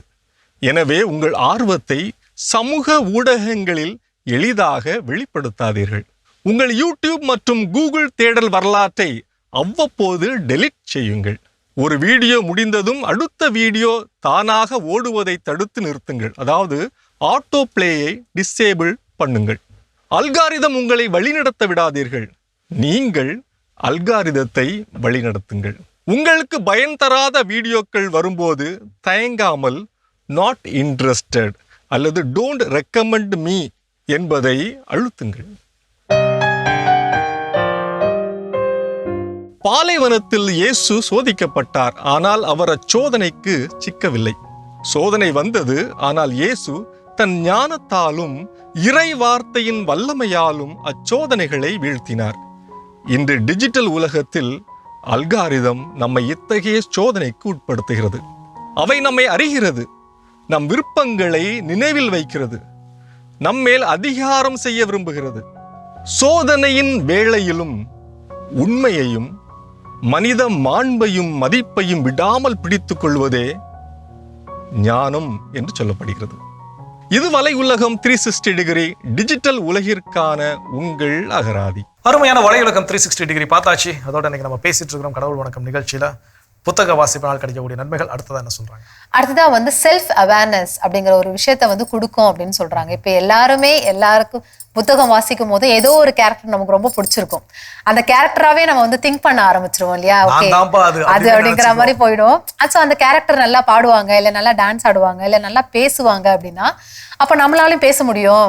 நல்லா பேசுறாங்கல்ல அந்த புக்ல, அந்த கேரக்டர் நல்லா டான்ஸ் ஆடுறாங்கல்ல, அப்ப நம்மளும் ட்ரை பண்ணுவோம் அப்படின்ட்டு நமக்குள்ள இருக்கிற திறமைய நம்மளாலே இதை செய்ய முடியும் அப்படிங்கிற ஒரு செல்ஃப் அவேர்னஸ் வந்து இந்த புத்தக வாசிப்புங்கிற ஒரு விஷயம் நமக்கு கொடுக்கும் அப்படின்னு சொல்றாங்க. கண்டிப்பா இந்த சந்திரமுகின்னு ஒரு படம் வந்து பாத்தீங்கன்னா சந்திரமுகி அறைக்கு போனா சந்திரமுகி ஜுவல்ஸ் எடுத்து போட்டா சந்திரமுகியாவே மாறினாங்கிற மாதிரி நாம வாசிக்கக்கூடிய சில புத்தக மாந்தர்கள், அந்த கதாபாத்திரங்கள் நாம அதை போல உருவகப்படுத்திக் கொள்கின்ற பொழுது அதனுடைய தன்மையையும் நாம என்ன பண்ணுவோம், உள்வாங்கி கொள்வோம். அப்ப நாம யாரு, நமக்கு என்ன, நம்ம சில நேரங்கள் இந்த டேலண்ட் நமக்கு இருக்கானே நமக்கு என்ன பண்ணாது தெரியாது. ஆனா புத்தக வாசிப்பினால் நமக்குள்ள இருக்கக்கூடிய டேலண்ட் நம்மையும் அறியாமல் வெளிக்கொண்டு வருவதற்கு, நம்மை பற்றிய ஒரு சுய விழிப்புணர்வை அடைவதற்கு நமக்கு பெரிய உதவியாக இருக்கும். வாசிப்போம். இன்னும் வேற என்ன விஷயம் இருக்குங்கிறத தொடர்ந்து பேசுவோம். ஓகே.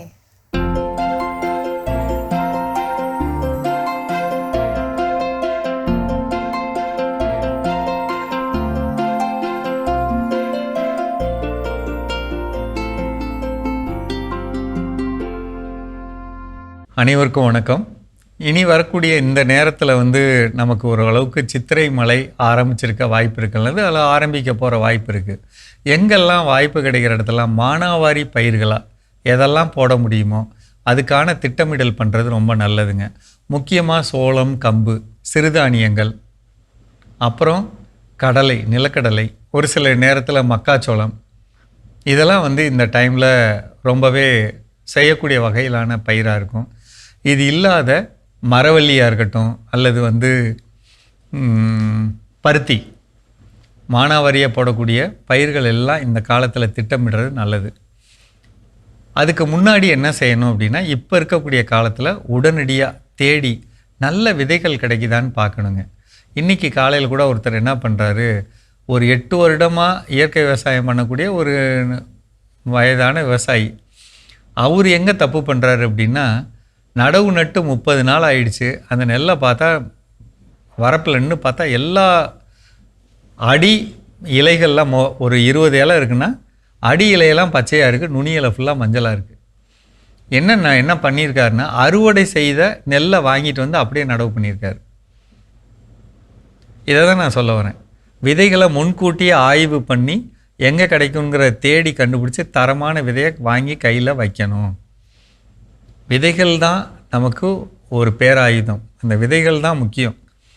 அதை சும்மா இருக்கிற நேரத்தில் தரம் பிரித்து வச்சு, இப்போ கடலையா ஒரே மாதிரி இருக்கணும், அந்த மாதிரி கடலை வச்சுக்கணும். காய்ந்த கடலை, சூம்புனது, கலர் மாறினது, வைரஸ் பாதிக்கப்பட்டது, நோயால் பாதிக்கப்பட்டது, இது நூற்புழு அரித்தது, அதெல்லாம் தவிர்க்கணுங்க. அதெல்லாம் சும்மா இருக்கிற நேரத்தில் பண்ணலாம். கடைசி நேரத்தில் பண்ணுறப்ப டென்ஷன் ஆகும். அது மாதிரி கொஞ்சம் டைம் எடுத்து பண்ணிவிட்டு நம்ம அதுக்கப்புறம் நடவு செய்கிறது மிகச்சிறந்ததுங்க. அதே மாதிரி ஆமணக்கு போடலாம் அப்படின்னா, ஆமணக்கு விவசாயம் ரொம்ப அருமையானதுங்க. இந்த மானாவாரியில் வாய்ப்பு கிடைக்கிறவங்க, ஒவ்வொரு மாதமும் ஒரு சீரான மழை கிடைக்கும் அப்படின்னு நினைக்கிறவங்க, 4 மாத பயிர் இருக்குது, 5 மாத பயிர் இருக்குது, 6 மாத பயிர் இருக்குது, அது மாதிரியான ஆமணக்கு ரகங்களை எங்கே கிடைக்கும், அதுவாக வெடிக்காமல் நம்ம சொல்கிறப்ப வெடிக்கிற மாதிரியான ரகங்கள் இருக்குங்க. அந்த ரகத்தோட விதைகள் கிடைக்குதுங்க. அதை வாங்கிட்டு வந்து நம்ம இந்த காலத்தில் விதை நேர்த்தி பண்ணி நடவு செய்கிறது நல்லது. நம்ம இவ்வளோ நாள் என்ன பார்த்தோம்னா, எது நடவு செய்ய போகிறோமோ அதுக்கான இடுபொருள்கள் நம்ம கையில் இருக்கணும். முக்கியமாக மீனமிலம் நம்ம கையில் இருக்கணும், எருக்கு கரைசல் இருக்கணும், புண்ணாக்கு வாங்கி வச்சுருக்கணும், உயிர் உரங்கள் வாங்கி வச்சுருக்கணும், ஹியூமிக் பவுடர் வாங்கி வச்சுருக்கணும். இதெல்லாம் நம்ம சொல்கிறோம். கையில் இந்த பொருள்களை வச்சுட்டு ஒரு விவசாயம் பண்ணுறப்ப தெளிச்சும் தரையில் கொடுக்க ஒரு மிகப்பெரிய வாய்ப்பு இருக்குங்க. இப்போ நான் திருப்பி கொடுக்குற மாதிரியான, நான் அடிக்கடி வாங்கக்கூடாது, ஏற்கனவே வாங்கின பொருளை திருப்பி பயன்படுத்தலாம், ஆனால் நல்லாவும் இருக்கணும் அப்படின்னா என்ன பொருள் அப்படின்னா, சாணப்பாசி கரைசல்னு ஒரு பொருள் இருக்குங்க. இது வந்து ஒரு உயிரியல் பொருள். இந்த பொருள் நாட்டு மாட்டிலேருந்து பண்ணுறது. மிக குறைந்த விலையில் தரக்கூடியவங்கெல்லாம் கோயம்புத்தூர் பகுதியில் இருக்காங்க. நீங்கள் அதை 1 லிட்டர் வாங்கிக்கிட்டிங்கன்னா 200 லிட்டரில் 1 லிட்டர் போட்டு 10 லிட்டர் மோர் ஊற்றி 2 கிலோ நாட்டு சர்க்கரை 2 கிலோ கடலை புண்ணாக்கு கலந்து வச்சுட்டு ஒரு நாள் வச்சுருந்து அந்த திரவத்தை நீங்கள் பயிர்களுக்கு நிறையா கொடுக்கலாம். இதை வந்து நம்ம திருப்பி சப்போஸ் அதுலேருந்து ஒரு 20 லிட்டர் எடுக்கிறோமா, 200 180 ஆயிரும். 20 எடுத்ததுக்கப்புறம் திருப்பி 20 லிட்டர் தண்ணி ஊற்றிக்கலாம். திருப்பி ஒரு 20 எடுக்கிறீங்க, திருப்பி 20 லிட்டர் ஊற்றிக்கலாம். ஒரு 50 எடுத்திங்கன்னா கூட 50 லிட்டர் தண்ணி ஊற்றிக்கலாம்.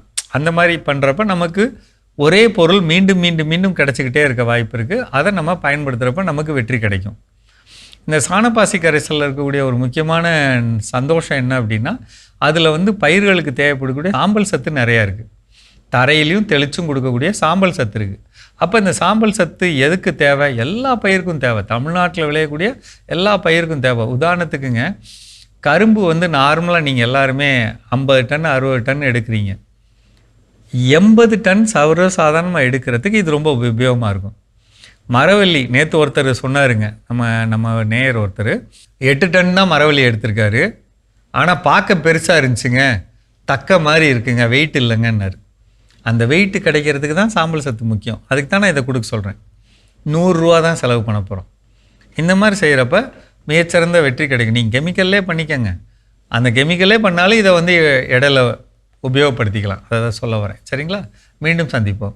சிறப்பான உழவும் உயர்வும் பகுதியை பார்த்துட்டு வந்துட்டோம். இன்னைக்கு வந்து புக்ஸ் படிக்கிறதுனால நமக்கு என்னென்ன தாக்கங்கள் வந்து இருக்குது அப்படின்னு சொல்லி பேசிட்டு இருக்கிறோம். அடுத்ததான் என்ன இருக்குது ஜோஸ்? ஸோ அடுத்ததாக என்ன பெனிஃபிட் அப்படின்னு பார்த்தீங்கன்னா, இப்போ நம்ம மொபைல் ஃபோன் அடிக்கடி ஹேங் ஆகுது, ஹீட் ஆகுது, இல்லை ஏதோ சம்திங் ஸ்லோவாக ப்ராசஸ் ஆனால் என்ன பண்ணுவோம், டக்குன்னு ஒரு ரீஸ்டார்ட், சிஸ்டமும் அதே தான், ரீஸ்டார்ட் ரீசெட் ஏதோ ஒன்று பண்ணுவோம். அப்போ நம்மளோட லைஃபுக்கு இந்த ரீஸ்டார்ட் அப்படிங்கிற ஒரு விஷயம் கண்டிப்பாக தேவைப்படும். சில நேரங்கள் எங்கேயோ போய் முட்டி மோதி நின்றுக்கிட்டு இருப்போம், என்னடா பண்ணுறது, எனக்கு என்ன பண்ணுறதுனே தெரியலையே அப்படிங்கிறப்ப அங்கே ஒரு ரீஸ்டார்ட் அப்படிங்கிற தேவைப்படும். அந்த ரீஸ்டார்ட் பண்ணுறதுக்கு என்ன செய்யணும் தெரியாமல் நமக்குள்ளே இருக்கும். ஸோ இப்போ அந்த மாதிரியான சூழல்கள் எது பெரிய உதவியாக இருக்குன்னு பார்த்தீங்கன்னா, இந்த புத்தக வாசிப்பு அப்படிங்கிறது. எனக்கு ரொம்ப தனியாக இருக்கிற ஃபீலாக இருக்குதுங்க, நான் ரொம்ப தனிமையை உணர்கிறேன். ஒரு நல்ல ஒரு புத்தகத்தை நீங்கள் நண்பனாக்கி கொள்ளுங்கள். அந்த புத்தகம் கொஞ்சம் கொஞ்சமாக உள்ள மாற்றத்தை உண்டு பண்ணி உங்களுடைய தனிமையை என்ன பண்ணுறது, ஃபஸ்ட்டு போக்கிடும். தனிமையை போக்கி விட்ட பிறகு புத்தகம் வாசிக்கிறப்ப இயல்பாகவே பார்த்தீங்கன்னா ஒரு புத்தகத்தில் ஒரே ஒரு கேரக்டர் மட்டும் என்ன பண்ணாது, இருக்காது. நிறைய கதாபாத்திரங்கள் வரும். அதில் பாசிட்டிவ் கதாபாத்திரம் இருக்கும், நெகட்டிவ் கதாபாத்திரம் இருக்கும். இந்த லைஃப்பில் என்ன அதுவும் அங்கேயும் இருக்கும். அப்போ அதை நான் தொடர்ந்து வாசிக்க இயல்பாகவே நான் லோன்லினஸ் என்னை விட்டு போயிடும். ஒன்று. ரெண்டாவது, இன்னொருத்தவங்க என்கிட்ட வந்து பேசுகிறாங்களோ பேசலையோ, என்னால் அவங்ககிட்ட எளிதில் போய் என்ன பண்ண முடியும், பேச முடியும். ஒரு கான்வர்சேஷன்ஸ் பில்ட் பண்ண என்னால முடியும். அது வரைக்கும் நான் ஒரு தயக்கம் உடைந்த ஒரு நண்பரா இருக்கலாம், இல்ல ஒரு நபரா இருக்கலாம், இல்ல வந்து ஒரு சொல்லுவாங்க ஷையான பர்சன், இவங்க வந்து ரொம்ப மூடி டைப், யார்ட்டையும் என்ன பண்ண மாட்டாங்க, பேச மாட்டாங்க, இன்ட்ரோவர்ட் அப்படின்னு அதுக்கு சொல்லுவாங்க, இன்ட்ரோவர்ட்டா இருப்பாங்க. அப்படிலாம் சொல்லக்கூடிய நபர்கள் புத்தகம் வாசிக்க வாசிக்க வாசிக்க வாசிக்க ஆட்டோமேட்டிக்காக அந்த இன்ட்ரோவர்ட் அப்படிங்கிற நிலையில இருந்து மாறி அவங்க எல்லாரோடும் சகஜமாக தொடர்பு கொள்ளக்கூடிய ஒரு நிலை அப்படிங்கிறது வரும். ஸோ அப்போ என்னுடைய தனிமை என்னை விட்டு நீங்கி விடும். ஓகே, இன்னும் என்னென்ன விஷயங்கள்லாம் புத்தகம் வாசிக்கிறதுனால நமக்கு கிடைக்கும்னு சொல்லி தொடர்ந்து பேசுவோம். அதுக்கு முன்னாடி அடுத்த போதே பார்க்கலாம்.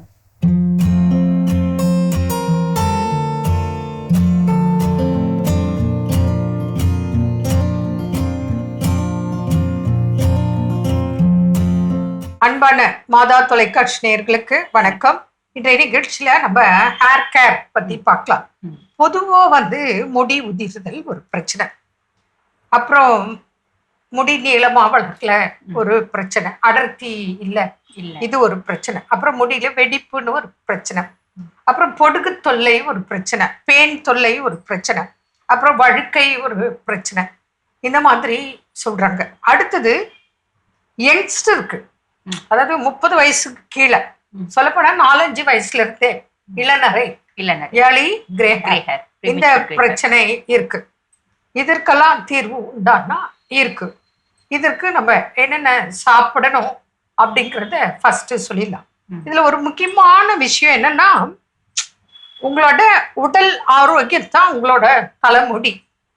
நல்ல முடி நல்லா இருக்கு, கரெக்டா இருக்கு அப்படின்னா ஏறக்குறைய உங்க உடம்பு ஆரோக்கியமா இருக்கு அப்படிங்கிற வெளிப்பாடு தான் முடி.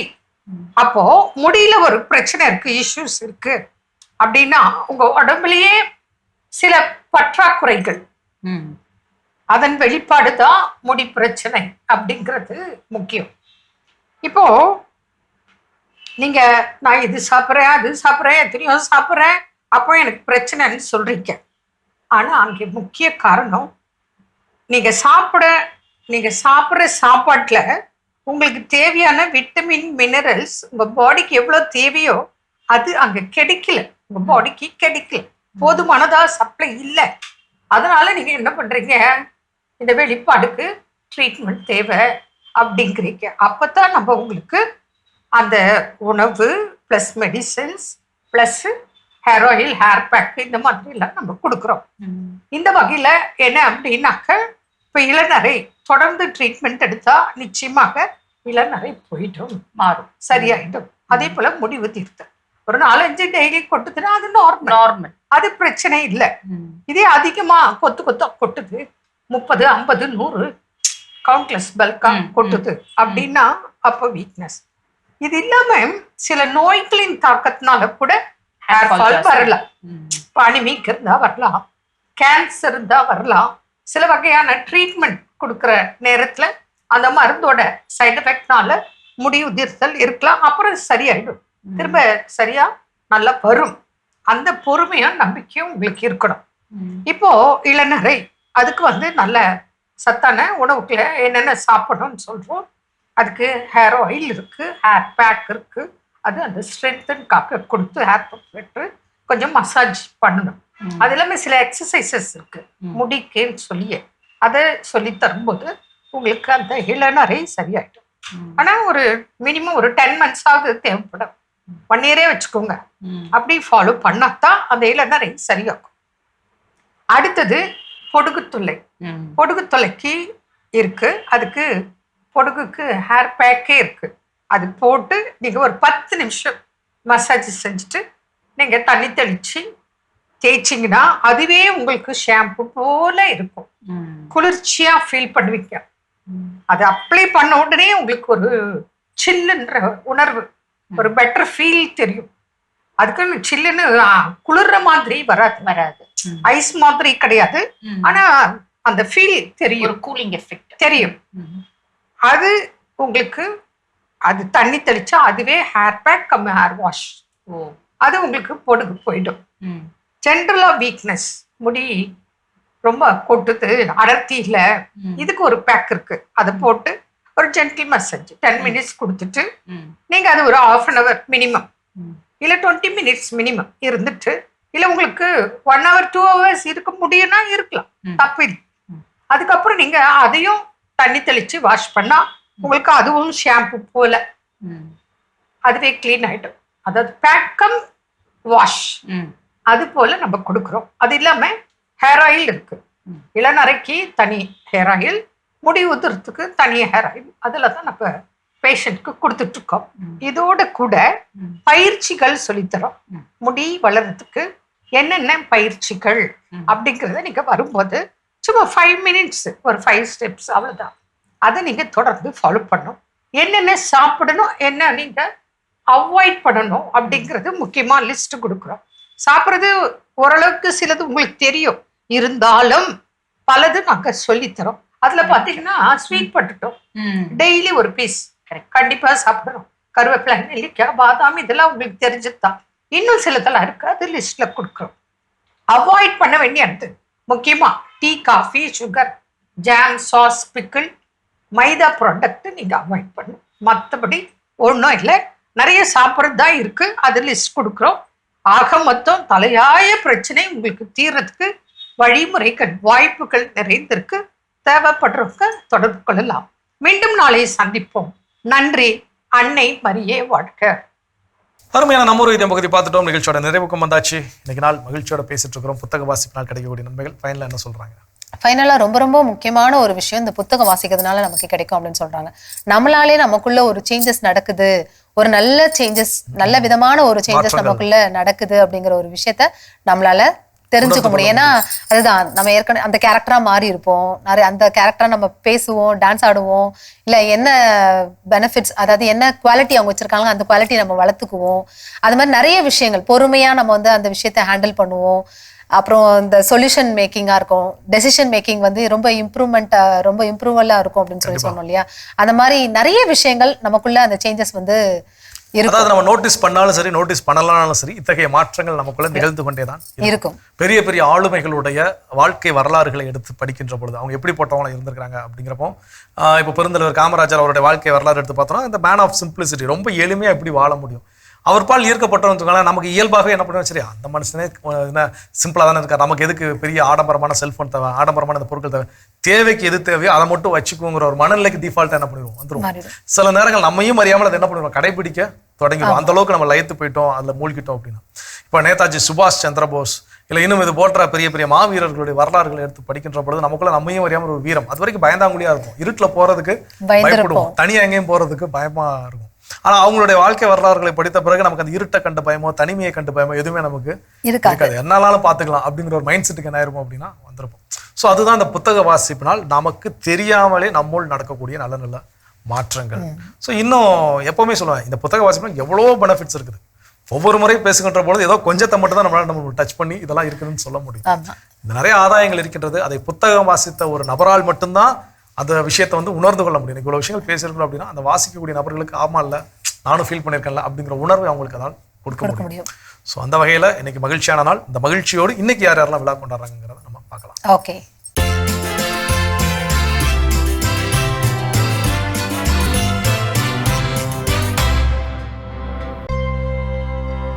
அருட்தந்தை டேவிட் ரமேஷ் இன்று தனது 25ஆம் ஆண்டு குருத்துவ அருள் பொழிவின் வெள்ளி விழாவினை கொண்டாடுகிறார். இவரை வாழ்த்துபவர்கள் குடும்பத்தினர், உறவினர்கள் மற்றும் நண்பர்கள். சிறப்பான விழாக்கோளம் பகுதியை பார்த்துட்டு வந்துட்டோம். இன்னைக்கு யார் யாரெல்லாம் பிறந்தநாள், திருமண நாள்லாம் கொண்டாடினாங்களோ அவங்க எல்லாருக்குமே நம்ம வாழ்த்துக்களை சொல்லிட்டோம். இப்போ அவங்களுக்கான இறையாசிர் காத்துட்டு இருக்கு, அதையும் பார்த்துடலாம்.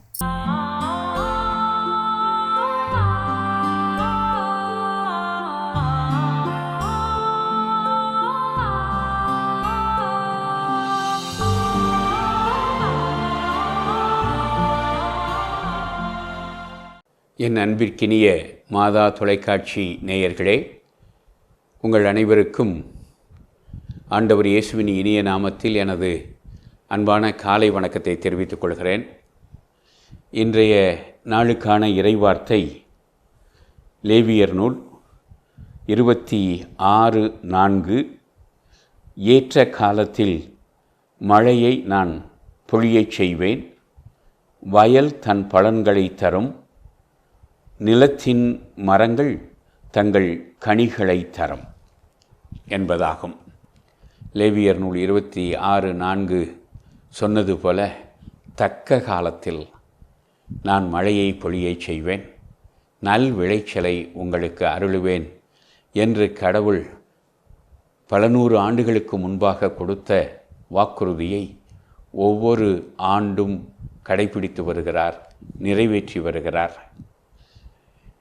மழை தக்க காலத்தில் பொழியப்பட வேண்டும். மழை முந்தியோ பிந்தியோ பெய்தால் விளைச்சல் பாழாய் போகும்.